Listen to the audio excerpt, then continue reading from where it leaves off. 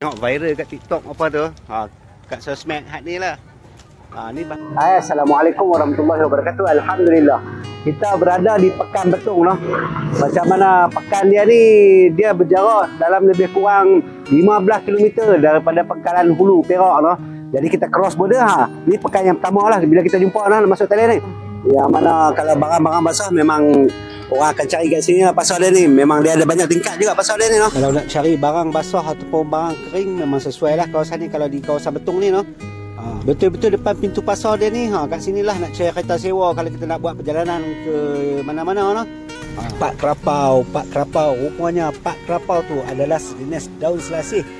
Baru kita tahu ni, kita tahu dia order Pak Kerapau pun tak tahu benda apa noh. Ni dia ni. Sebelah ni kedai Abang Zat noh.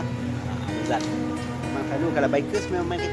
Bagi yang berminat nak sewa motor ride dalam Thailand ni, insya-Allah mai sewa kat kedai Abang Zat ni. Harga pun berbaloi noh. Okey, destinasi kita berikutnya ialah Yala noh. Jom. Jarak Pekan Betung ke Bandar Yala ni dalam 130 km. Ambil masa dalam 3 jam juga untuk sampai noh. Alhamdulillah, jalan dia pun boleh dikatakan selesa noh, melalui kawasan kampung, dusun durian dan juga kawasan empangan. Kita akan jumpa banyak sekatan kawalan lalu lintas ni. Di sekatan ni depa mungkin akan periksa semua dokumen-dokumen perjalanan kita noh. Pastikan kita pakai seat belt dan ucapkan sawadikap setiap kali berhenti sebagai tanda hormat. InsyaAllah selamat. Bila sampai Bandar Yala ni, memang kita boleh nampak lah besar noh. Ni kita masuk bahagian pentadbiran mereka dulu.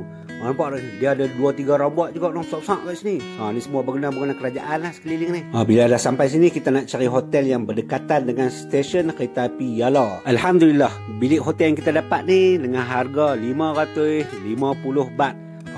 Lokasi dia pula cantik noh. Memang nampak lah stesen kereta api tu dari tingkap. Nampak tu? Tu stesen kereta api dah tu. Bandar Yala ni majoritinya adalah orang Islam. Jadi memang tak ada masalah lah untuk cari makanan-makanan ni noh. Memang cukup mudah lah. Destinasi kita malam ni cari makan iaitu Prachachen Night Market, iaitu Yala Night Market noh.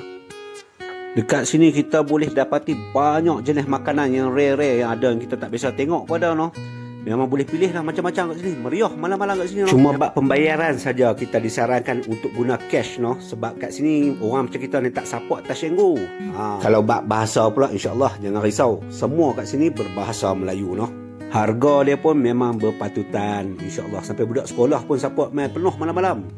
Alhamdulillah, paginya pula kami cari satu tempat viral yang mana restoran di landasan kereta api noh. Memang tempat ni viral lah, antara tempat viral di Yala ni noh.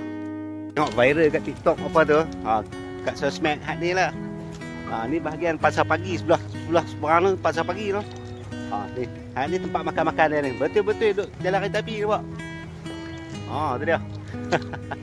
Ni antara pasar yang terbesar lah, pasar basah dan kering di Jalan Sirorot dekat Yala ni lah.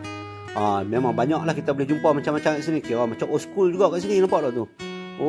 Semua orang Islam yang berniaga kat sini. Tu boleh tengok lah.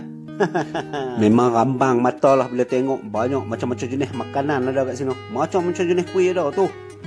Subhanallah.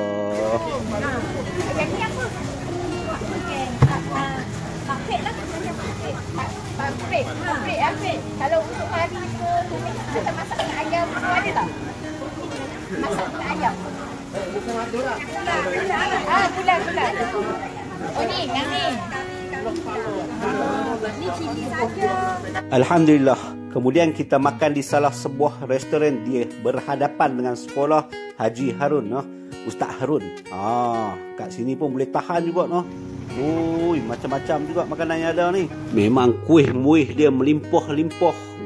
Harga dia memang murah, insya-Allah. Alhamdulillah, setelah selesai kita check out, kita pun mula mengarah balik ke arah Pekan Betung. Alhamdulillah, sampai saja Pekan Betung, hujan pun turun noh. Ni kita duk cari makan kat belah Pekan Betung ni noh. Ni kita dah hampir sampai ke penghujung perjalanan kita noh. Kita berada di Kampung Kapah Hulu. Ni kita kena kopi dulu ni. Lepas ni, lepas pada ni dia sampai border pula noh, border Malaysia, Thailand Malaysia lah noh. Okey, sekadar itu dulu. Harap bermanfaat. Terima kasih banyak. Assalamualaikum warahmatullahi wabarakatuh.